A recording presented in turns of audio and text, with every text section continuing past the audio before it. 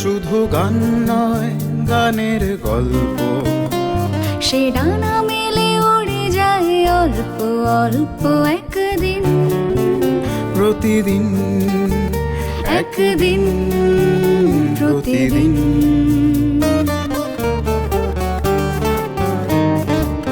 কেন সে গান গায় সে কথা অজানা, সে সর সন্ধির সন্ধিতে নিশানা। কেন সে গান গায় সে কথা অজানা, সে সর সন্ধির সন্ধিতে নিশানা। সে কাকে ডাকে কে মনে রাখে, আলো ছায়া মাখা হারানো দিন। সে শুধু গান নয়, প্রাণের স্পন্দন, যার কথা মালা হয়ে ওঠে চন্দন, সুবাসে প্রতিদিন, একদিন প্রতিদিন।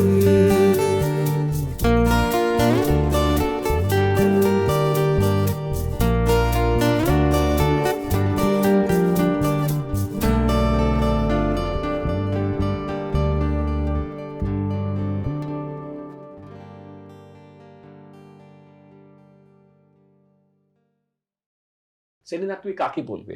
আমি তখন ওই কি বলে বিখ্যাত গানটা Strangers in the night, two lonely people, Frank Sinatra. তা আমি আমার পৃথিবীর এক শ্রেষ্ঠ কণ্ঠের সামনে বসে আমাকে 4 লাইন গাইতে হলো।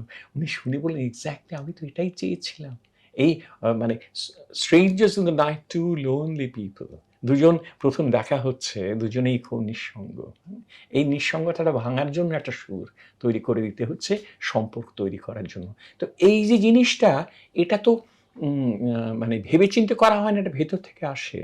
সেরেনাট যেরকম একটি ছেলে গেয়ে ফেলে, সেটা কি তৈরি করে এসে গায় না, মন থেকে গায়, ভালোবেসে গায়। আর এই মেয়েটি ভালোবেসে শোনে। তো আমাদের যেটা তুমি জিজ্ঞেস করছিলে, যে এই গানগুলো কে কখন কোথায় আবিষ্কার করে তার উপর নির্ভর করে, তার ভালোবাসাটা কোথায় কোত্থেকে সে শিখেছে বা আদৌ শেখেনি, শুনে শুনে করেছে। আমাদের পাড়ার ট্রিক্রোতে অন্তত 10টা ছেলে ছিল যারা তখনকার দিনে সমস্ত আধুনিকের 40% গেয়ে ফেলতো, রেডিও থেকে শুনে। আর তখন তো রেকর্ড ফেকর্ড এত চল ছিল না, কটা বাড়িতেই বা রেকর্ড বাজানো হতো।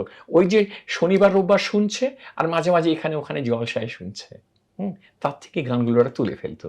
তো এই ভালোবাসাটাই হচ্ছে গান। এই গানটাকে তুমি ওইভাবে ছোট করতে পারো না, রবীন্দ্রসঙ্গীত জানে না, এ কি গান গায়, ও কি গান গায়, সে কি গান গায়। হ্যাঁ, হেমন্ত দা শেষ জীবন পর্যন্ত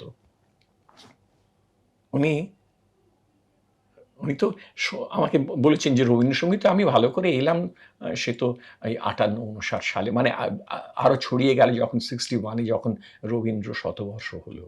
তার আগে তো আধুনিক দিয়ে আবার চলছিল। তাকে আমি ছাড়বো কেন? আমার যখন রবীন্দ্রসঙ্গীত মানুষ শুনছে, আমার এরাও তো রয়েছে, এদের জন্য তো আমার গাইতে হবে। আমি বম্বেতে গিয়েছি, বম্বের লোক ভালোবেসেছে, সেই গান এখানেও ভালোবেসেছে। আমি বম্বে ছেড়ে যখন চলে এলাম, তখন শুনি অনেকে এটা গাইছে, ওখানে গাইছে। আমার জীবনের সেরা স্বীকৃতি কি জানো? এমন কি বলে, এই কিছুদিন আগে যখন কথা হচ্ছে, তখন বললেন যে আমি বারান্দায় বসে আছি সকালবেলা, আর একটা ভিখিরি রাস্তা দিয়ে গাইতে গাইতে যাচ্ছে ওই রবীন্দ্রনাথের ওই গানটা, যেটা এতে ব্যবহার করা হয়েছিল তপন সিংয়ের ছবিতে, 1970 ছবি। বলে তখনই বুঝলাম আমার গানটা হিট করেছে। আরে ভিখিরি আমার ওই গানটা সিনেমা থেকে বা রেকর্ড থেকে, মানে কোনো জায়গাতে রেডিও টেডিও থেকে শুনে সেটা তুলেছে এবং সেইটা গেয়ে গিয়ে সে ভিক্ষে করছে। এটাই হচ্ছে গানের স্বীকৃতি। তার মানে একটাই শব্দ আসতে পারে, যে সে নাগরিক জীবনে হোক বা গ্রামীণ জীবনে হোক বা আরও অভিজাত জীবনেই হোক, যে গান ভালোবেসে গান। হ্যাঁ, গান ভালোবেসে গান। হ্যাঁ হ্যাঁ, নিশ্চয়ই। আর একটা কথা বলি, আশ্চর্য কথা, এটা হয়তো অনেকে প্রথমবার জীবনে শুনবে। তুমি জানো সবচেয়ে বেশি গান কার লেখা এবং সুর করা? তুমি ভাবতে পারবে না, আমরা জানি না সেটা। রামপ্রসাদ সেন। 1 লক্ষ গান, রামপ্রসাদ বাবুর 1 লক্ষ গান উনি করেছেন ইয়ে করেছেন। এবং এটা অনেকে তখন সবাই তো গায়, আমরা যেটা রামপ্রসাদী বলি, এই গান তো ছড়িয়ে গেছে গ্রামে গ্রামে, গঞ্জে গঞ্জে, হ্যাঁ, নদীর পাড়ে, এখানে ওখানে সেখানে, মানে অবস্থাপনা বাড়ি, 1 লক্ষ গান উনি কম্পোজ করে গেছেন। এবং সেটা বার করেছে কি জানো তো, এটাও ভাবলে একটু বিব্রত হতে হয়, এটা বার করেছে ইংরেজ গবেষকরা, and it was first planted in Britannica Encyclopedia. আমি এই আমার কালিকা পুরাণ লিখতে গিয়ে রামপ্রসাদ বাবুকে নিয়ে, রামবাবু বলছে এটা বলা উচিত না, রামপ্রসাদ ঠাকুরকে নিয়ে যখন আমি লিখলাম, তখন যা যা পাচ্ছিলাম যেখান থেকে সব জোড়া খুঁজছি, সবচেয়ে আশ্চর্য খবরটা পেলাম এই ব্রিটানিকার এই তথ্য থেকে, যে এই লোকটি 1 লক্ষ গান করে গেছেন, যা পৃথিবীর আর কারোর দ্বারা হয়নি। এবং তাকে একটা মস্ত বড় স্বীকৃতি দিয়ে গেছেন আর একজন বিদেশিনী, কে জানো তো, সিস্টার নিবেদিতা। কালিদা মাদার বলে ওর একটা বই আছে সিস্টার নিবেদিতার, তাতে এইটা লিখেছেন যে উনি কবি হিসেবে ব্লেকের চেয়েও বড়, উইলিয়াম ব্লেকের চেয়েও বড়। উনি আইরিশ মহিলা, ইংরেজের প্রতি ভালোবাসা তো থাকতেই হবে, ইংরেজি ভাষার প্রতি। বলছেন উইলিয়াম ব্লেক একটা অসাধারণ কবি, তুলনাহীন কবি ইংরেজি সাহিত্যে। কিন্তু যদি আমাকে জিজ্ঞেস করা হয় ব্লেক এবং রামপ্রসাদের মধ্যে কে বড়, আমি বলবো অবশ্যই রামপ্রসাদ। মানে এমন তার গানের ব্যাপ্তি এবং এমন গভীরতা, এবং যেভাবে ছোটখাটো জিনিস দিয়ে, শুধু সংখ্যায় নয়, মানে কখনো ছেলে হয়ে মাকে মানে ঠাট্টা করছে, মানে মা কালীকে, কখনো তাকে নিয়ে আরাধনা করছে, কখনো তাকে ভালোবাসে, কখনো গালাগালি করছে, কখনো তাকে জড়িয়ে ধরছে, সব গানের মাধ্যমে। এই জিনিস আমাদের বাংলায় তৈরি হয়েছে বলেই কালী আজকে সমস্ত বাঙালির বাড়িতে বাড়িতে পূজিত হন, তার মাধ্যমে সেই গান।